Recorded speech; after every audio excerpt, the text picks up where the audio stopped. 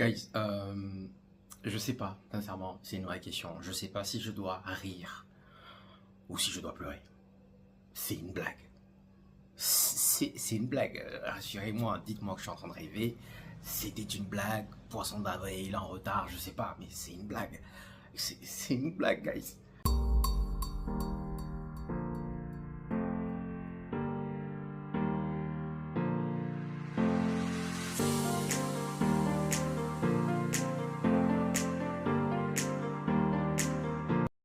Alors guys, Manchester United vient de s'incliner 4-3, sachant que quelques minutes auparavant, ils étaient en train de mener 3-2. Et là, je repose la question, dois-je rire ou dois-je pleurer? Franchement, je sais pas. Alors déjà, pour commencer, cette vidéo, je vais faire une analyse assez subjective parce que je n'ai pas vu le milieu du match. J'ai regardé jusqu'à la 25e minute, je suis allé à la mosquée, je suis revenu à la 70e minute. Conclusion, j'ai raté les 3 buts de Manchester United. Mais j'ai eu le plaisir de voir, en grande ligne, les 4 buts de Chelsea. Et je pense qu'il y a pas mal de points sur lesquels je peux déjà développer. On fera une analyse beaucoup plus globale demain.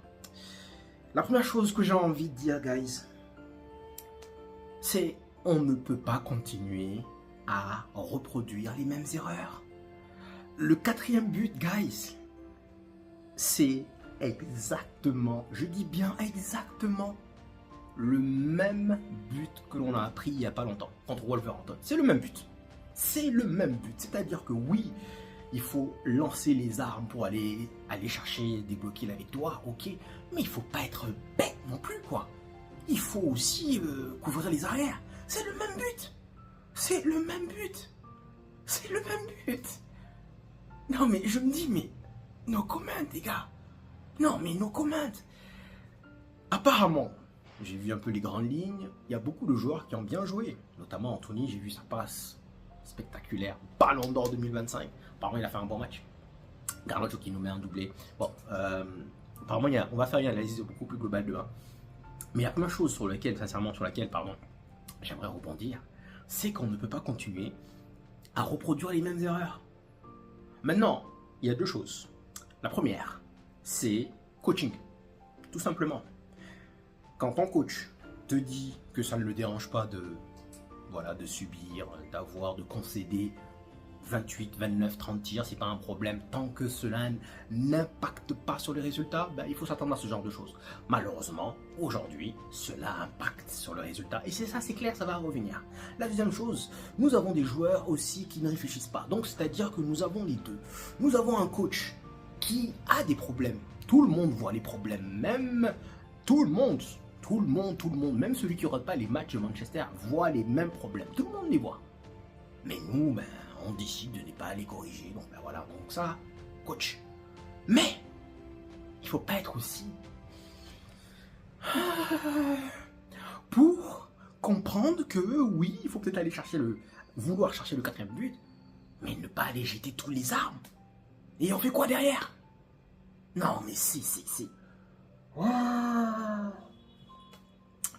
Troisième point sur lequel je veux rebondir, guys, c'est que Cole Palmer, il est l'homme du match, il te met un triplé, il te met 2 pénaux, il te met 2 pénaux et il te met donc un but qui a été dévié et il est l'homme du match. Bon, ok, magnifique, gentil, on fait un zoom dessus, bon voilà, ça c'est juste au détail. Mais les choses sur lesquelles je veux rebondir, c'est concernant l'arbitrage, guys. Les 2 pénaux, c'est pas parce que je veux jouer les victimes, mais les deux pénaux qui ont été attribués aujourd'hui à Chelsea ne seront jamais attribués à Manchester United. Jamais de la vie. Les 2 pénaux, je pense que oui, Anthony, il est naïf sur le coup. Oui. Je pense que Dalot aussi est naïf. Mais, surtout le 3-3. La manière dont la VAR a mis le temps pour analyser, pour voir, ils savent, c'est que forcément, ce n'est pas aussi clair, ce n'est pas aussi évident. Ils ont mis un certain temps quand même pour analyser, est-ce qu'il y avait pénalty ou pas. Finalement, ils se sont dit, bon vas-y, je vais le donner. Ça me dérange parce que, honnêtement, la vérité, Manchester United, c'est pas parce qu'encore une fois je joue les victimes, mais on n'aurait jamais eu ces pénaux. Chelsea, ben voilà, on leur donne, ben, ils sont en 10e, on va leur donner. Donc ça, c'est un point aussi sur lequel je veux rebondir. Ça ne décharge nullement pas la naïveté d'Anthony et de Dalot. Pour moi, ils ont été naïfs sur le coup. Ce sont des pénaltys, oui, qui peuvent se siffler, mais chez nous, ça ne se siffle jamais. Mais bon, ça ne... Ensuite, il y a un dicton qui dit « Some you lose, some you win ». Le nombre de fois qu'on a gagné les matchs à la dernière minute, dernière seconde. Ah, je me rappelle encore du match contre Manchester City en 2009, 4-3. Franchement, l'effet inverse, guys, ce n'est pas agréable. D'autant plus que cela fait 2 fois. Je peux comprendre, par exemple contre Brentford, tu es sur un mauvais jour, oui, tu joues très salement, pas bien du tout, je peux comprendre. Mais, comme le dit Ten Hag en conférence de presse, dans le cas où tu es en train de mener, alors que tu as eu une soirée difficile, bats-toi pour conserver ce point. Ne sois pas naïf. Ne sois pas stupide. Vous vous rendez compte que si on prend donc les 2 derniers matchs, on devait avoir 6 points. On devait avoir 6 points. On devait avoir 6 points, guys. On était en train de mener à la 97e minute contre Brentford. On trouve le moyen spectaculaire de se faire attraper. On était en train de mener à la 95e minute. Non, les gars, je vous jure, c'est un rire jaune. C'est un rire jaune parce que jusqu'à présent, le petit souci, le petit hic, vous savez ce que c'est? C'est que j'ai vu 3-2, je me suis dit, il y a un problème. Vous savez lequel? À chaque fois que Manchester United est devant, mentalement, ça craque. Ils paniquent. Ils ont peur. En fait, il y a des scènes que j'ai en tête. Ils sont en train de se faire la passe. En train de genre... Mais bande de cons! Allez chercher le 4e. Je comprends pas cette mentalité de loser. Ça, c'est une mentalité de loser. On va faire les passes. Allez chercher le 4e. Tuer le match. Bande de... Non, mais franchement, je regardais la scène. Je les voyais se faire les passes. Sauf que déjà, on n'est pas à Old Trafford, guys. On est à Stamford Bridge.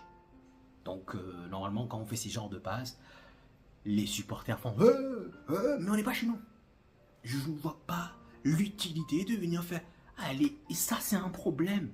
On n'est pas tueur. On se contente du peu. On gagne 3-2. Bon, ben, c'est bon. Tranquille. Pourquoi on va aller s'éclater? Tranquille. On va se la jouer cool. On va aller cool. À l'époque, Manchester, on allait chercher le 3e, le 4e, le 5e, le 6e. Mais ces tocards là, ils sont là, tranquilles. Pas étonnant qu'on a un goal average à 2 balles. Je crois qu'on est en négatif encore, je sais plus, il faudrait que je vérifie. Mais pas étonnant.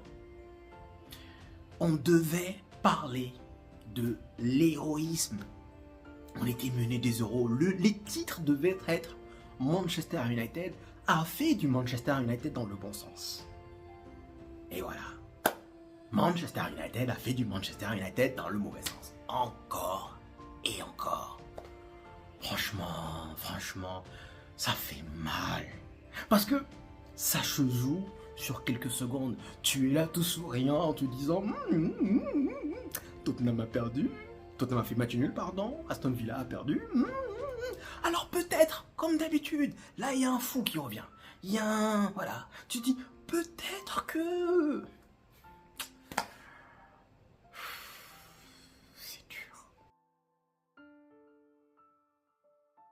Ensuite, il y a un point sur lequel je vais revenir, un point qui commence vraiment à me donner mal à la tête.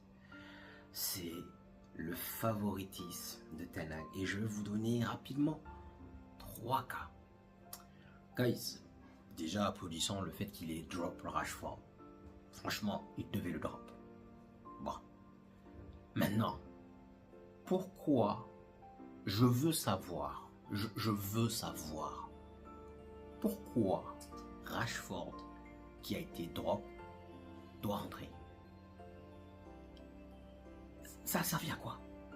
Honnêtement, mets-moi un Amad Diallo qui a faim. Amad Diallo, il a déjà marqué contre Liverpool.